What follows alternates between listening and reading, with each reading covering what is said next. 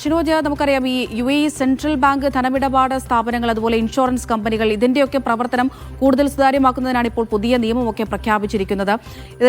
എന്താണ് ഈ ഒരു നിയമം എന്ന് പറയുന്നത്? സാധാരണക്കാർക്ക് ജനങ്ങൾക്ക് അറിയേണ്ടിയിരിക്കുന്നു. ഇതിന്റെ എന്ത് ലക്ഷ്യമാണ് അധികൃതർ മുന്നോട്ട് വെക്കുന്നത് ഇതിലൂടെ? UAE president Sheikh Mohammed bin Zayed Al നഹ്യാനാണ് ഇത്തരമൊരു ഉത്തരവ് സെൻട്രൽ ബാങ്കിനായിട്ട് പുറപ്പെടുവിച്ചിട്ടുള്ളത്. ഇതിൽ സാധാരണക്കാരെ സംബന്ധിച്ചിടത്തോളം ഏറ്റവും പ്രധാനപ്പെട്ടത് ഈ എല്ലാ സെൻട്രൽ ബാങ്ക് ലൈസൻസ് നൽകിയ എല്ലാ ധനകാര്യ സ്ഥാപനങ്ങൾക്കും പൊതുജനങ്ങളുമായി ആക്സസ് ഉണ്ടാകണം എന്നുള്ളതാണ്.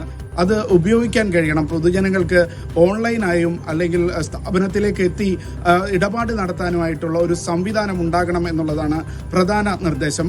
അതേപോലെ തന്നെ ഈ ധനവിനിമയ സ്ഥാപനങ്ങൾ ഏതെങ്കിലും തരത്തിൽ വീഴ്ചകൾ വരുത്തിയാൽ അതിനുള്ള പിഴ 10 മടങ്ങായി വർദ്ധിപ്പിക്കാൻ ഒരു നിർദ്ദേശം നൽകിയിട്ടുണ്ട്.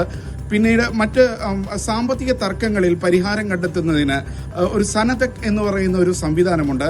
ആ സംവിധാനത്തിൽ 1 ലക്ഷത്തിന് താഴെയുള്ള എല്ലാ തർക്കങ്ങളും അതിന് കീഴിൽ ഈ പ്രത്യേക സംവിധാനത്തിന് കീഴിലായിരിക്കും ഒത്തുതീർപ്പാക്കുക. അതിന് 1 ലക്ഷത്തിന് മേലെയുള്ള കേസുകൾ പരിഹരിക്കുന്നതിനും അതിൽ ഒരു തീരുമാനം ഉണ്ടാക്കുന്നതിനും ഒരു ജുഡീഷ്യൽ സമിതിയെയും നിയോഗിച്ചിട്ടുണ്ട്. അമൃത.